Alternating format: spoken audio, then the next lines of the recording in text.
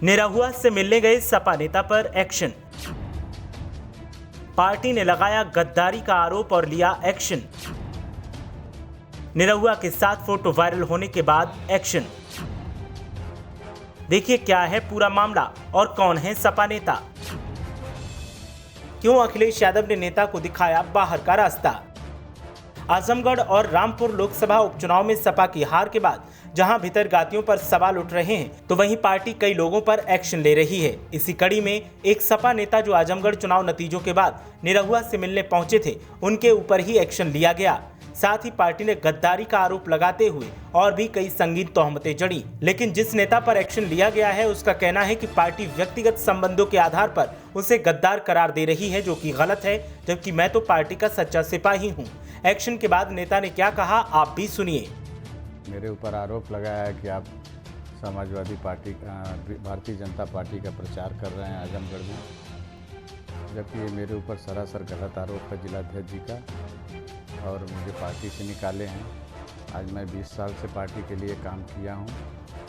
20 साल की हमारे जो मेहनत पे जो लांछना के तौर पे हमारे ऊपर लगाए हैं, मैं इसकी बहुत निंदा करता हूं। और हमारे जितने समाजवादी पार्टी के कार्यकर्ता हैं और मेरे साथ लगातार कल से परेशान हैं सारे लोग, अपने ट्विटर के माध्यम से, अपने फेसबुक के माध्यम से कमेंट करके ये साबित कर दिए हैं कि समाजवादी पार्टी के कार्यकर्ताओं के साथ अगर इस तरह कोई व्यवहार करेगा तो वो चुप नहीं बैठेंगे। और रही बात पार्टी के प्रचार के लिए, तो मैं वहाँ पे पर डे माननीय सांसद जी के साथ वहाँ पे मंच पे रहा, उनके मामा जी के साथ रहा, उनके जीजा जी के साथ रहा। हमारे मित्र हैं भरत यादव नोएडा का।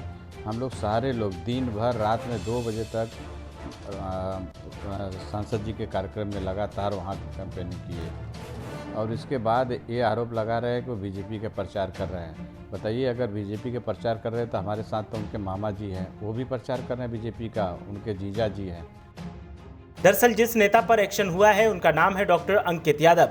अंकित यादव पर गद्दारी का आरोप लगाकर पार्टी ने एक्शन लिया और उनके समर्थक अब सोशल मीडिया पर पार्टी से ही नाराजगी जता रहे हैं। पार्टी की तरफ से आरोप लगाते हुए कहा गया है कि सेवा में संपादक जी, आजमगढ़ उपचुनाव में पार्टी की प्रतिष्ठा परक सीट पर पार्टी के साथ धोखा और गद्दारी करने वाले कुछ पदाधिकारियों के खिलाफ आम कार्यकर्ताओं में भारी आक्रोश को देखते हुए पार्टी ने गद्दारों और धोखेबाजों के खिलाफ कड़ी कार्रवाई करने का फैसला लिया है। इसी क्रम में वाराणसी जिले में भी समाजवादी पार्टी के प्रदेश अध्यक्ष नरेश उत्तम पटेल जी के निर्देश पर पार्टी विरोधी गतिविधियों में लिप्त तथा विपक्षी उम्मीदवार की दिनेश लाल निरहुआ के साथ सांठगांठ पार्टी की चुनावी राजनीति का खुलासा कर पार्टी को घोर क्षति पहुंचाने वाले लेडुपुर सारनाथ वाराणसी स्थित कृपा मेमोरियल हॉस्पिटल के संचालक डॉक्टर अंकित यादव, जिलाध्यक्ष चिकित्सा प्रकोष्ठ वाराणसी को सभी पदों और कमेटियों से हटाते हुए प्राथमिक सदस्यता रद्द कर 6 साल के लिए पार्टी से निष्कासित किया जाता है। इनके खिलाफ 2019 के लोकसभा चुनाव में भी पार्टी विरोधी गतिविधियों में लिप्त होने का आरोप कार्यकर्ताओं के द्वारा लगाया गया है। जिलाध्यक्ष समाजवादी पार्टी वाराणसी। समाजवादी पार्टी जिलाध्यक्ष की तरफ से ये कार्रवाई की गई, तो उसके बाद अंकित यादव के समर्थक आपस में भिड़ गए और सोशल मीडिया पर उन्होंने अंकित यादव का समर्थन किया और कहा कि जहां तक डॉक्टर अंकित यादव को मैं जानता हूं, इनकी धमनियों में समाजवाद है।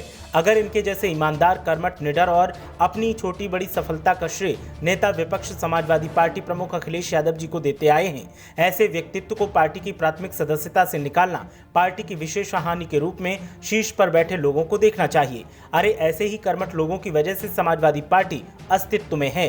अगर इन जैसे जुझारू, बहुमुखी प्रतिभा वाले संपन्न लोगों को पार्टी से निष्कासित करेंगे तो अगले चुनाव में अस्तित्व की लड़ाई भी संभवतः लड़ना मुश्किल हो जाएगा। पार्टी और अंकित यादव की तरफ से अलग अलग बयान दिए जा रहे हैं। कहना मुश्किल है कि कौन सही है और कौन गलत है, लेकिन फिलहाल आलाकमान एक सुनने को तैयार नहीं है और डॉक्टर अंकित यादव खुद को बेकसूर बता रहे हैं और व्यक्तिगत रिश्तों को सियासत और एक्शन का कारण बता रहे हैं। सच्चाई क्या है कहना मुश्किल है। आपको क्या लगता है? आप भी अपनी राय हमें कमेंट करके बता सकते हैं। मीडिया हलचल के लिए कृष्णा यादव की रिपोर्ट।